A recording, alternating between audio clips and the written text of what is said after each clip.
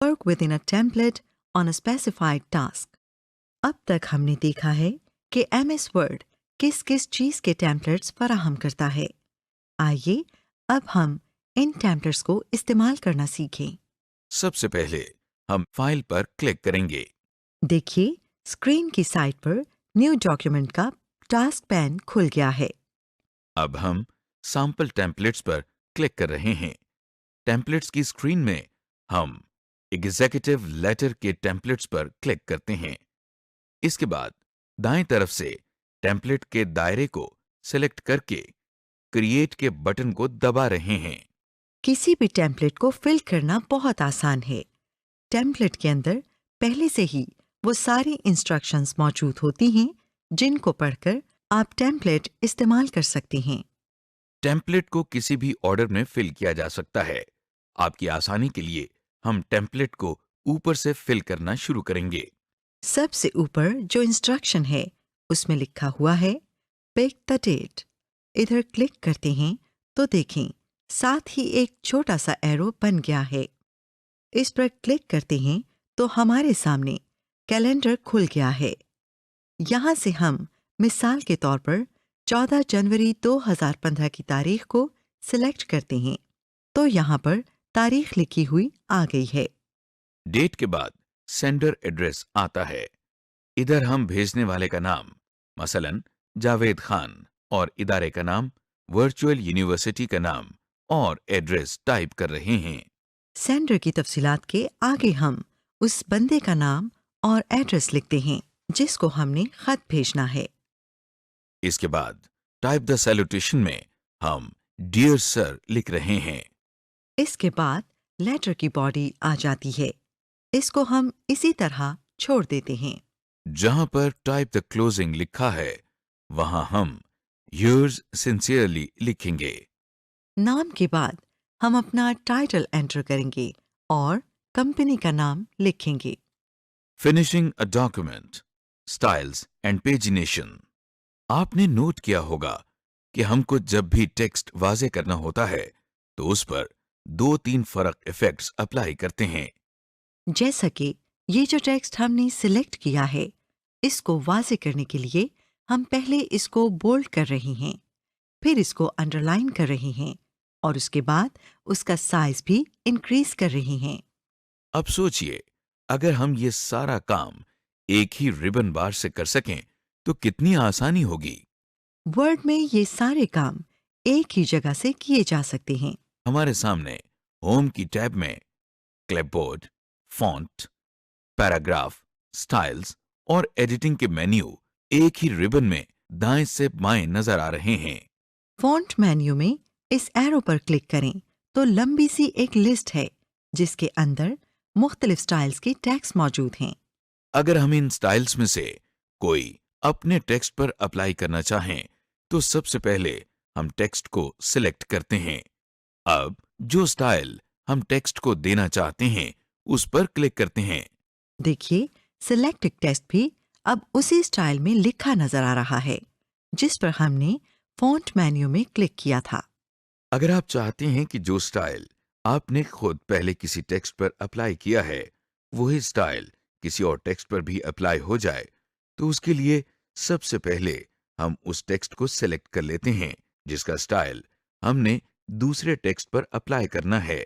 इस तरह हम देख लेते हैं कि इस टेक्स्ट पर कौन सा स्टाइल लगा हुआ है, फिर दूसरे टेक्स्ट को सिलेक्ट करके भी वही स्टाइल अप्लाई कर देते हैं।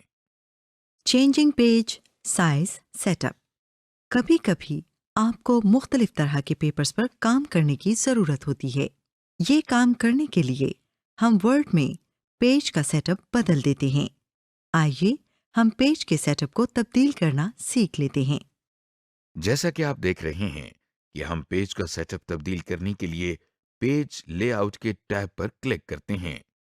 अब हमारे सामने रिबन में पेज लेआउट की बहुत सारी ऑप्शंस आ गई हैं। यहां पर हम themes, page setup, page background, paragraph और अरेंज की ऑप्शंस में चेंजेस कर सकते हैं। Headers and putters. ऑब्जेक्टिव। अपने डॉक्यूमेंट में हेडर डालने के लिए सबसे पहले हम इंसर्ट के टैब पर क्लिक कर रहे हैं। अब हम हेडर एंड फुटर के मेन्यू में हेडर की ऑप्शन पर क्लिक कर रहे हैं। देखिए, हमारे सामने स्क्रीन पर मुख्तलिफ ऑप्शंस के साथ हेडर की एक लिस्ट डिस्प्ले हो गई है। हम पहली ऑप्शन यानी कि ब्लैंक हेडर पर क्लिक कर रहे हैं और साथ ही डॉक्यूमेंट के ऊपर वाले हिस्से के गिर्द एक डब्बा बन गया है। ये डब्बा इस पेज का हेडर कहलाता है। वैसे तो हेडर में कुछ भी टाइप किया जा सकता है, लेकिन हेडर को आमतौर पर डॉक्यूमेंट से मुतल्लिक खास इंफॉर्मेशन डिस्प्ले करने के लिए इस्तेमाल किया जाता है, जैसे कि page number, author's name, date of creation वगैरह। इस काम में वर्ड खुद भी हमारी मदद करता है। हमारे सामने जो नई टैब नजर आ रही है, इसको header and footer tool design कहते हैं। इस रिबन बार में हम हेडर और फुटर के डिजाइन के हवाले से फॉर्मेटिंग कर सकते हैं। इस रिबन बार के इंसर्ट के मेन्यू में मुख्तलिफ हेडर फॉर्मेट्स हैं। देखिए, ये हम क्विक पार्ट्स पर क्लिक करके डॉक्यूमेंट प्रॉपर्टी के अंदर ऑथर की ऑप्शन पर क्लिक कर रहे हैं, तो हेडर के अंदर ऑथर का नाम लिखा गया है। इसके अलावा अगर डेट एंड टाइम पर क्लिक करते हैं तो हेडर में डेट एंटर हो गई है। हम चाहें तो ये इंफॉर्मेशन चेंज भी कर सकते हैं, जैसा कि ये हम डेट को डिलीट करके उसकी जगह वर्चुअल यूनिवर्सिटी टाइप कर रहे हैं। अब हम हेडर के साथ फुटर की ऑप्शन पर क्लिक करते हैं, तो हम देखते हैं कि फ्रंट पेज के निचले हिस्से पर भी एक डब्बा बना हुआ है। ये हमारे पेज का फुटर है। फुटर बिल्कुल हेडर जैसा ही है। इसमें हम वो सारे काम कर सकते हैं जो हमने हेडर में किए थे। अब हम header and footer tool bar में पेज नंबर में पहली बॉटम ऑफ पेज ऑप्शन से पेज एक्स ऑफ वाई की ऑप्शन पर क्लिक कर रहे हैं। इससे हमारे फुटर में पेज 1 ऑफ 1 टाइप हो गया है। ये हमको बता रहा है कि हमारे डॉक्यूमेंट में कितने पेज हैं और हम इस वक्त किस पेज पर मौजूद हैं।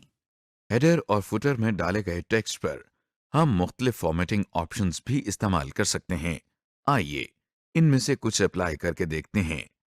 ये हम ऑथर नेम को सिलेक्ट करके उसको बोल्ड कर रहे हैं। इसके बाद हम पेज नंबर को सिलेक्ट करके अंडरलाइन कर रहे हैं। Spelling and grammar.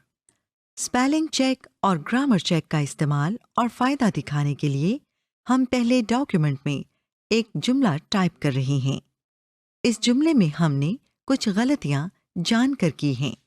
गौर करें कि जुमले में जिधर जिधर स्पेलिंग मिस्टेक की गई हैं, वहां उस लफ्ज के नीचे एक लाल रंग की लकीर बन गई है। ये लकीर हमको बता रही है कि वर्ड का ख्याल है कि हमने ये लफ्ज मिस स्पेल किया है। वर्ड के इस फीचर से हमको ये फायदा होता है कि टाइपिंग करते वक्त ही हमको अपनी स्पेलिंग मिस्टेक्स का पता चल जाता है, लिहाजा हम उनको उसी वक्त करेक्ट कर सकते हैं। आप सोच रहे होंगे कि एमएस वर्ड को ये कैसे पता चलता है कि हमने कोई लफ्ज गलत टाइप किया है। एमएस वर्ड के अंदर एक इंग्लिश डिक्शनरी मौजूद है। हम डॉक्यूमेंट में जो भी लफ्ज टाइप करते हैं, एमएस वर्ड डिक्शनरी खोलकर चेक करता है कि क्या ये टाइप किया गया लफ्ज उसकी डिक्शनरी में मौजूद है कि नहीं। अगर एमएस वर्ड को इस डिक्शनरी में आपका टाइप किया गया लफ्ज नहीं मिलता, तो वो इस लफ्ज को स्पेलिंग मिस्टेक समझता है। इसलिए स्क्रीन पर इमरान को भी स्पेलिंग मिस्टेक के तौर पर अंडरलाइन किया गया है, क्योंकि इमरान इंग्लिश का लफ्ज नहीं है। इसलिए हमको एमएस वर्ड की स्पेल चेक फीचर्स इस्तेमाल करते हुए ध्यान रखना चाहिए कि ये जो हमको स्पेलिंग मिस्टेक्स दिखा रहा है, कहीं किसी आदमी का नाम तो नहीं या फिर कोई उर्दू का लफ्ज तो नहीं। कभी कभी ऐसा भी होता है कि हमको किसी लफ्ज की दुरुस्त स्पेलिंग नहीं आती। ऐसे में हम एमएस वर्ड का स्पेल चेक टूल इस्तेमाल कर सकते हैं। देखिए, हमने स्क्रीन पर पाकिस्तान टाइप किया है, लेकिन इसकी स्पेलिंग गलत टाइप की गई है। इसकी स्पेलिंग सही करने के लिए हम रिव्यू की टैब में स्पेलिंग एंड ग्रामर की ऑप्शन को सेलेक्ट कर रहे हैं। अब हमारे सामने स्पेलिंग एंड ग्रामर का डायलॉग बॉक्स खुल गया है। इस डायलॉग बॉक्स में 2 टेक्स्ट बॉक्स हैं और साइड पर कुछ बटन्स मौजूद हैं। ऊपर वाले टेक्स्ट बॉक्स में हमको वो लफ्ज लिखा नजर आ रहा है जो हमने गलत टाइप किया था। जब आप कोई लफ्ज गलत टाइप करते हैं तो वर्ड को ये नहीं पता लगता कि आपने असल में कौन सा लफ्ज टाइप करने की कोशिश की थी। इसलिए वो अपनी डिक्शनरी में से सारे मिलते जुलते लफ्ज नीचे वाले टेक्स्ट बॉक्स में डिस्प्ले कर देता है ताकि आप खुद उनमें से ही लफ्ज चुन लें। सजेशंस वाले टेक्स्ट बॉक्स से हम गलत टाइप किए गए लफ्ज की करेक्ट स्पेलिंग्स को सेलेक्ट कर रहे हैं। अब इस करेक्ट स्पेलिंग को डॉक्यूमेंट में डालने के लिए हमको साइड पर बने हुए बटन का इस्तेमाल करना पड़ेगा। आइए इन बटन्स को तफसील से देखते हैं। सबसे ऊपर इग्नोर वंस का बटन है। इसको दबाने से एमएस वर्ड गलत लफ्ज को सही नहीं करेगा और इस दफा इस लफ्ज को इग्नोर कर देगा, यानी इसके नीचे से लाल रंग की लाइन हटा देगा। जैसा कि हमने पहले देखा था कि वर्ड उर्दू नामों को स्पेलिंग मिस्टेक समझता है। स्पेलिंग चेक करते हुए जब वर्ड इस नाम के बारे में पूछे तो इग्नोर का बटन दबा दें। इग्नोर ऑल का बटन भी वैसे ही काम करता है जैसे कि इग्नोर का करता था।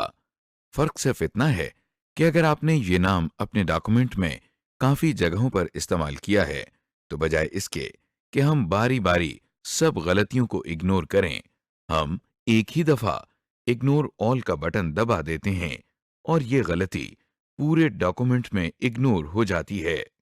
इसके बाद ऐड टू डिक्शनरी का बटन है। ये बटन दबाने से सिलेक्टेड वर्ड एमएस वर्ड की डिक्शनरी में शामिल हो जाता है। इसका फायदा ये होता है कि अब एमएस वर्ड इस लफ्ज को कभी स्पेलिंग मिस्टेक नहीं समझेगा। अब जो 2 बटन्स जिनकी तरफ माउस पॉइंट कर रहा है, चेंज और चेंज ऑल के बटन्स हैं। चेंज का बटन दबाने से आपने जो सजेशंस के टेक्स्ट बॉक्स में गलत टाइप किए गए लफ्ज की करेक्ट स्पेलिंग्स सेलेक्ट की थी, वो डॉक्यूमेंट में गलत स्पेलिंग्स को रिप्लेस कर देती हैं। चेंज ऑल का बटन दबाने से डॉक्यूमेंट में जितनी भी जगहों पर हमने यही मिस्टेक की है वो सारी करेक्ट कर दी जाती हैं। इस लाइन में जो आखिरी बटन है वो ऑटो करेक्ट का है।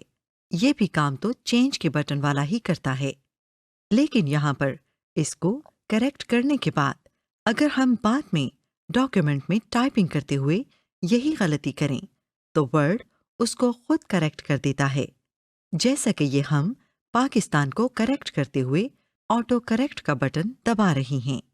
अब जब हम पाकिस्तान दोबारा टाइप करते हैं तो देखिए वर्ड ने इसको खुद करेक्ट कर दिया है। समरी। इस लेसन में आपने सीखा डॉक्यूमेंट के मुख्तलिफ टेम्पलेट्स का इस्तेमाल, पेज सेटअप का तरीका, डॉक्यूमेंट में हेडर एंड फुटर का इस्तेमाल और टेक्स्ट की प्रूफिंग का तरीका।